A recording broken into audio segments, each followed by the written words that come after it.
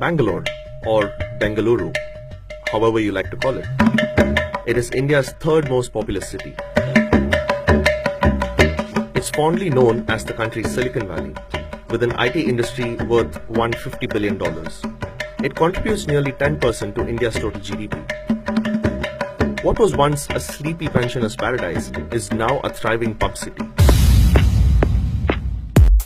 It's been called as the city of changed fortunes. But has it changed so much to become unrecognizable? Bengaluru, Swaka Bengaluru, Ninge Istailva, Bittu Hoitairo. Akradeli, Ikkade Mumbai, Pakkal Andhra, Side Chennai, Ella Idru, Bangalore andre Yakro Saitira, Bangalore andre Swarga Kandro. Heaven. Yes, that used to be Bengaluru once upon a time. Oh, it was beautiful. It was really beautiful.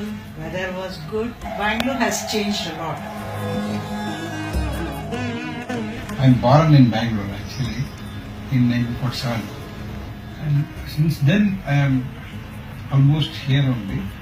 It used to have lot of greenery, which you find it less now because of urbanization, whatever you call it. If I am correct, it has increased tenfold. If I am correct.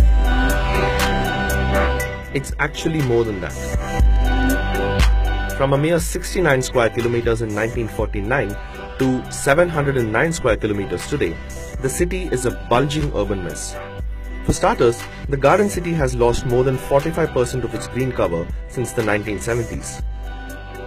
And with the green cover, also went a bit of the famed weather. Bangaloreans who once considered 33 degrees centigrade as extreme day temperatures had to deal with the sudden sizzle of 39.2 degrees in April 2016. You can't blame them. At 3,000 feet above the sea level, it's only natural to have a hill station's feel. But with the height comes one major disadvantage. All the rainfall you get in a year flows downhill. Which is why the city's founder Kempegowda dug its first lake in the 16th century. By 1986, Bangalore had an astounding 389 lakes. Today, satellite imagery shows that there are only 18 left, and not all of them are in top shape. Although some lakes are being revived by communities, the after effects are clearly visible. Bangalore experienced flash floods in July 2016, which has become a norm with almost every other Indian metro these days. But it has to do with more than unplanned expansions. It seems as though, after independence, Bangalore's urban planners deliberately ignored the purpose of its more than 200-year-old stormwater drains. What is now the Kempegowda bus station, or Majestic, was once the Dharmabuddhi tank, the very reservoir the city's founder dug 300 years ago. The Kantirava Stadium that was completed in 1997 was built on the Sampige tank. More recently, residential layouts in Koramangala, Domlur and Marenhalli were all constructed upon essential water bodies. It definitely has developed, but then again it depends on what we define as development. While yes, I completely agree that our standard of living has increased, it's probably better, yes, I completely agree.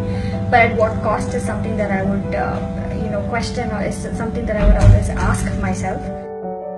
And that's the sad story on the roads as well.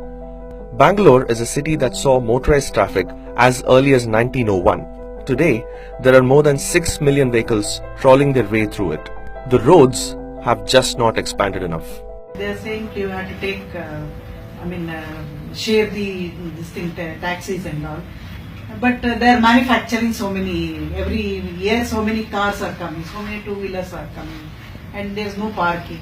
Definitely it is going to become worse. The quality of life has dipped so much, in fact, that the Indian Institute of Science has said the city will be unlivable by 2025. Official studies say groundwater levels are approaching zero. And yet, the city moves on recklessly. Is there any hope for a better future?